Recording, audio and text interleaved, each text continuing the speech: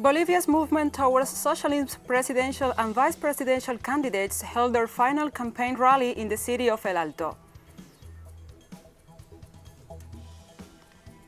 In the United States, over 14 million have already voted in the general election.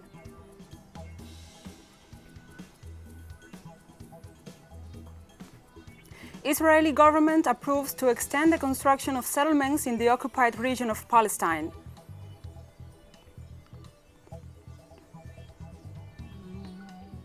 From the headquarters of TeleSUR English in Havana, Cuba, this is From the South. I'm Gladys Quesada.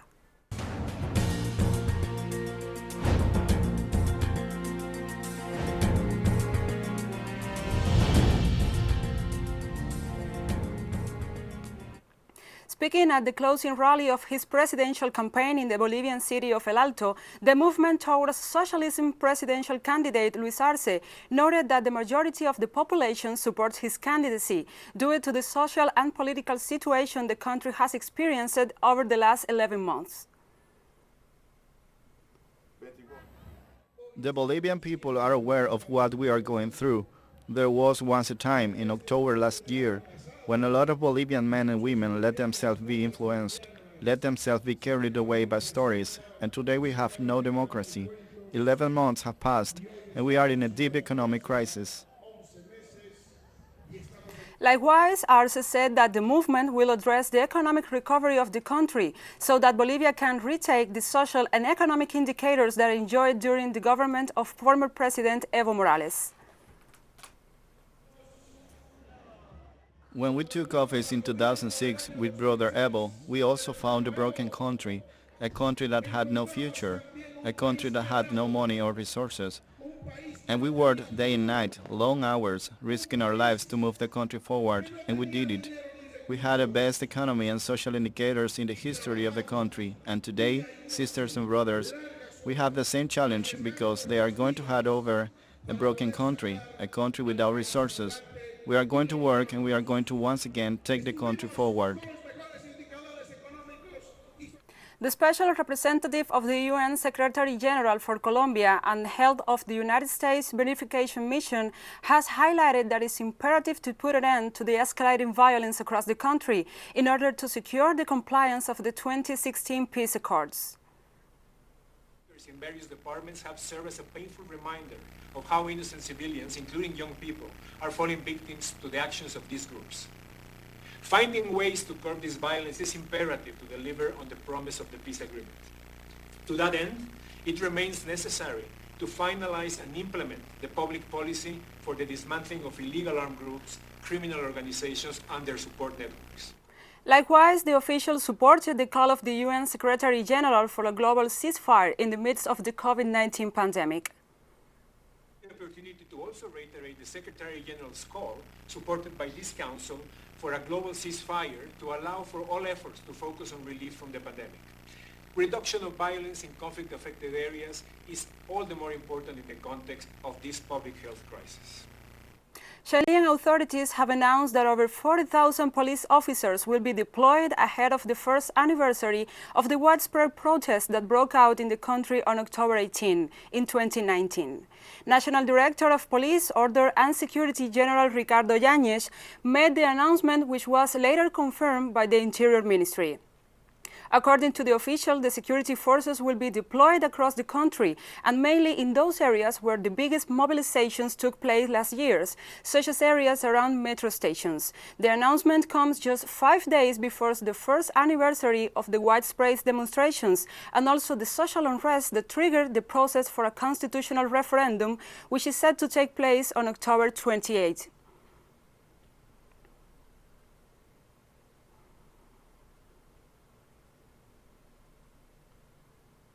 The legal team in charge of the Peruvian Lava Jato investigations has requested that the Attorney General grant in the power to investigate President Martín Vizcarra for alleged acts of corruption committed in 2013. Peruvian prosecutor Germán Atoche submitted the request for the coordinator of the special legal team, Rafael Vela, who submitted the petition to the Attorney General office. According to statements by an aide of the legal team of the Odebrecht case, President Vizcarra received $285,000 from Peruvian construction company Obrainsa, which was linked to the Brazilian company in order to favor its concession agreements regarding an irrigation project in the southern Peruvian department of Moquegua, where Vizcarra was the governor in 2013.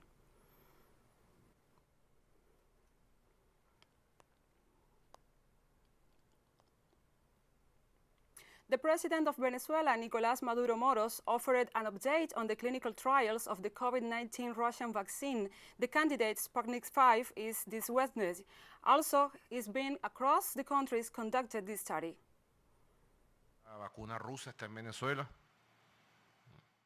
The Russian vaccine is already in Venezuela. The clinical trials are already starting. 2,000 volunteers. We have the volunteers. Several thousand doses of the vaccine. After the conclusion of phase 3 of the Russian vaccine trial and that of the Chinese vaccine, in due time, the mass vaccination campaign will be conducted with the authorization of the WHO and PAHO. And we'll be right back after this very short break, so don't go away.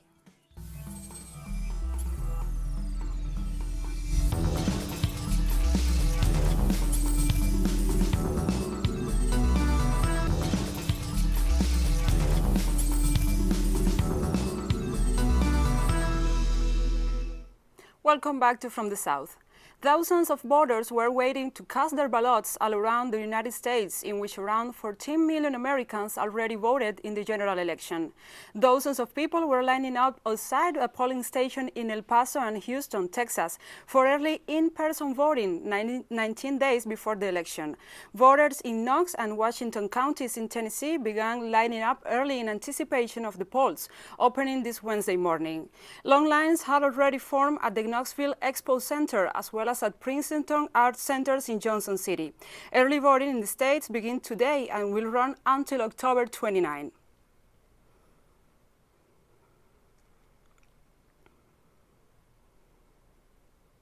On Thursday, Trump and Biden will have separate but simultaneous town hall events on major TV networks. The two were meant to have met on stage for their second debate on Thursday in a town hall format where the two candidates will have fielded questions for voters.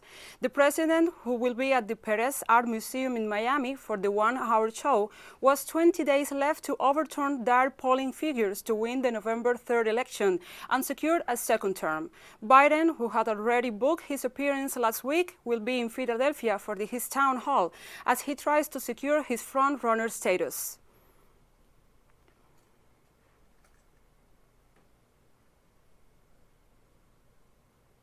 And U.S. President Donald Trump's younger son has tested positive for the novel coronavirus, while his wife highlights Trump's lack of attention to the COVID-19 pandemic during the electoral campaign. The announcement was made by First Lady Melania Trump, who informed that the health condition of his teenager son is stable and that he has shown no symptoms of the virus. Yet, in a statement, she pointed out that the Republican president is struggling to divert attention away from the coronavirus pandemic in the final stages of his re-election fight.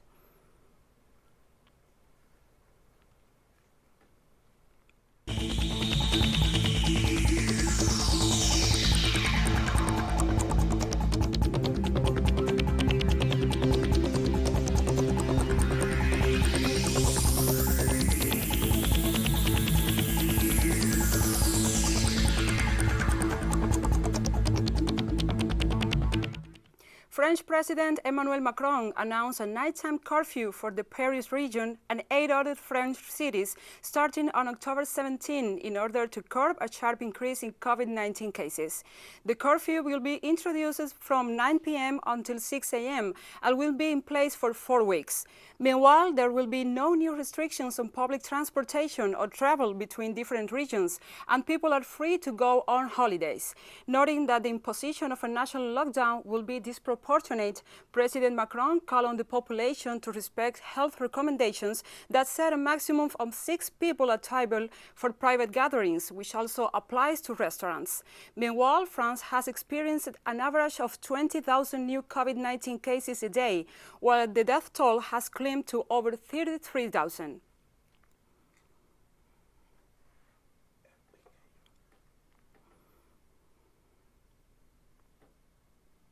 German Chancellor Angela Merkel and governors of 16 German states have agreed to tighten mask-wearing rules and to order bars to close early in areas where the new rates of COVID-19 cases are high.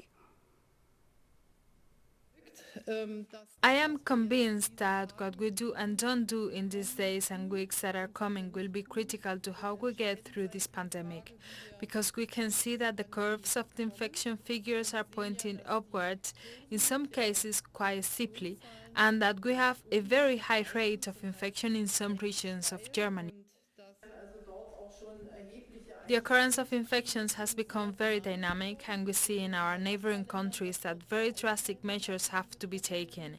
And what is very important now, and that is why I would like to appeal to the citizens once again, in this decisive and critical phase of autumn, it is very, very important that everyone continues to play along.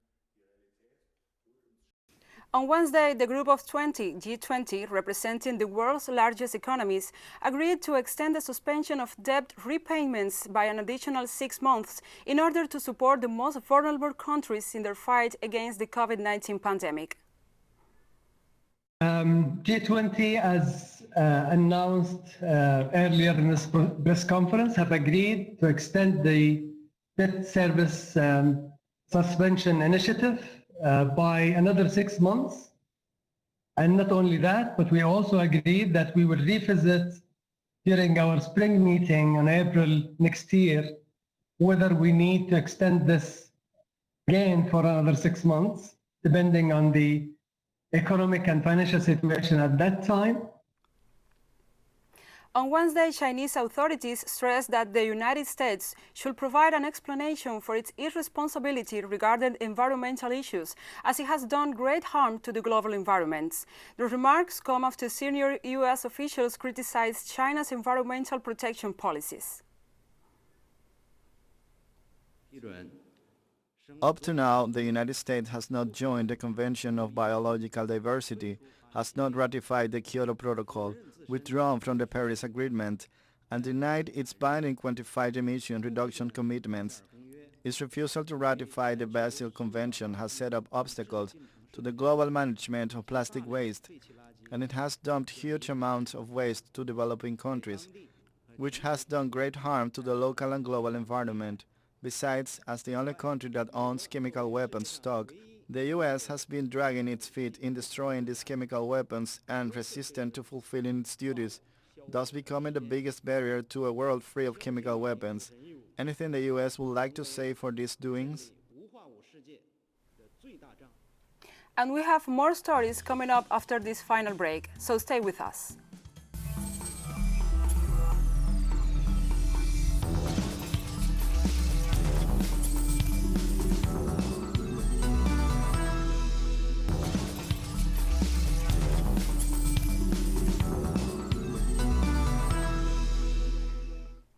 Welcome back to From the South. The government of Israel has approved to extend the construction of settlements in the occupied region of Palestine. The Israeli West Bank Civil Administration Planning Committee on Wednesday approved the building of over 1,000 units in several settlements. Likewise, the Peace Now NGO, which is an anti-settlement group that monitors settlement activity in the West Bank, said in a statement that more units were expected to be approved on Thursday. The move comes in despite of the normalization deal previously signed in the US and the United Arab Emirates over the occupation of the Palestinian territory.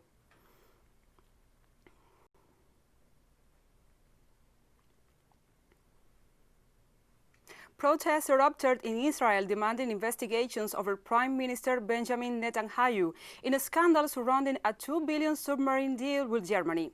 Several Israeli businessmen, including confidants of Netanyahu and former commander of the Navy, are suspect in a graft scandal connected to the purchase of warships and submarines for a German conglomerate, ThyssenKrupp.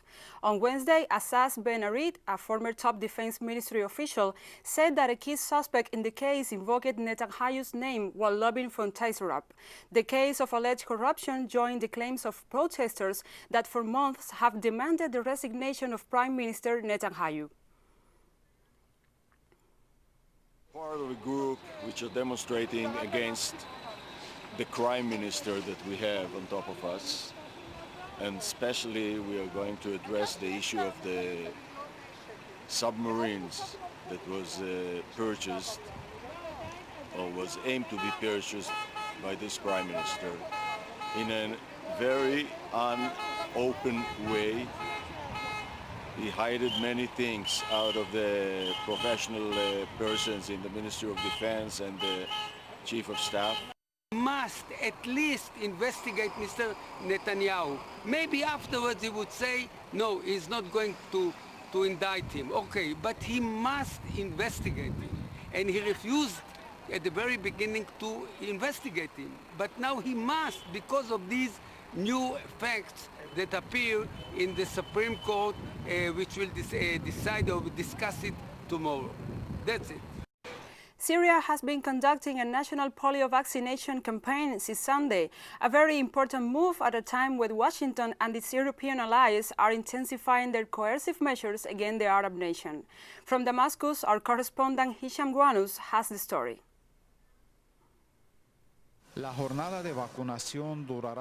Authorities report that the vaccination program will last until October 15 and is expected to reach 2.8 million children aged between 1 and 5 throughout the country, a difficult task that the health authorities of Syria are carrying out amidst the precautionary measures due to the COVID-19 pandemic. We sterilized the instruments, the beds and the rooms in the entire center. We also took the temperatures of the children and their families, and we demanded that they wear masks, and we applied social distancing, and to avoid conglomerations, each family received the vaccination in turn at a fixed time. We thank the Syrian government and especially the Ministry of Health for all its administration, and we truly value that in spite of the sanctions, the necessary vaccines are guaranteed for our children, even when it is not possible to import them due to the blockade. This campaign involves over 8,800 workers in hundreds of healthcare centers, and thousands of outpatient teams are responsible for bringing the free service to children across the country, an effort that is highly regarded by Syrian families in the midst of an unjust and inhumane Western blockade, which, as they denounce, puts the lives of their children at risk. We held a prior campaign to raise awareness and offer information that lasted a week. So we have determined where the outpatient teams will be stationed, so that citizens can come to vaccinate their children without difficulty. The Ministry of Health spares no effort to guarantee the vaccines by all means and to make sure they reach children wherever they are, and in case of a lack of vaccines, the vaccination is postponed but not suspended, since our priority is to protect citizens' health, and thus we fulfill our task in spite of the difficult circumstances that the country has been experiencing for almost 10 years. Syria was declared free of polio in 1995. However, according to Damascus, in 2013, several cases of Pakistani origin were detected, brought into the country by foreign terrorists in the northeastern Syrian province of Deir ez-Zor, to politicize this issue and justify a Western military intervention in the country under false humanitarian excuses, an attempt that was doomed to failure thanks to the free vaccination provided by the Syrian government, which has not stopped despite the war and the blockade. A pesar de la guerra y el bloqueo, TeleSUR, Damascus, Syria. Demonstrators continued to take to the streets in Nigeria's largest city, Lagos, on Wednesday to protest police brutality despite the recent announcement by the government regarding the dismantling of the Special Anti-Robbery Squad accused of unlawful arrest, torture and extrajudicial killings. I have younger brothers as well who are in the creative space, and because they're in the creative space, they wear their hair how they want, they dress how they want, and I'm tired of my heart skipping beats every time they have to go out or every time they have work and they have to come back home late at night. I'm tired as well of, people just being harassed, of myself as well being harassed. I want to build a police that's not carrying AK-47. A police that looks friendly, very neat, well educated. Anybody that is not up to, I don't want to say school qualification now, but if you are not up to the standard of being able to communicate reasonably with an individual, you shouldn't be a police officer. I'd like to see a set of policemen who understand their job, and their first job is to protect us, the citizens. their job, they work for us. They are supposed to ensure that we are safe and that we are secure. United Nations officials have expressed deep concern over the alarming increase of reports of killing and injuries of children in Myanmar, while pointing out that more than 100 children were killed or named in conflict during the first 3 months of this year. The remarks come after 2 children were killed in fighting between the Myanmar army and the Arakan army on October the 5th. And in Myanmar, in a statement issued by the UN and our NGO partners on the ground, they expressed their sadness and shock concerning the killing of 2 children in fighting between Myanmar army and the Arakan army in Rakhine State on October 5th. The children were part of a group of local farmers allegedly forced to walk in front of a Myanmar army unit to ensure a path of clear of landmines. We and our partners urge all parties to the conflict to intensify efforts to ensure that children are protected from all grave violations and to ensure access to humanitarian aid and exercise maximum restraint in the use of force where civilians are present.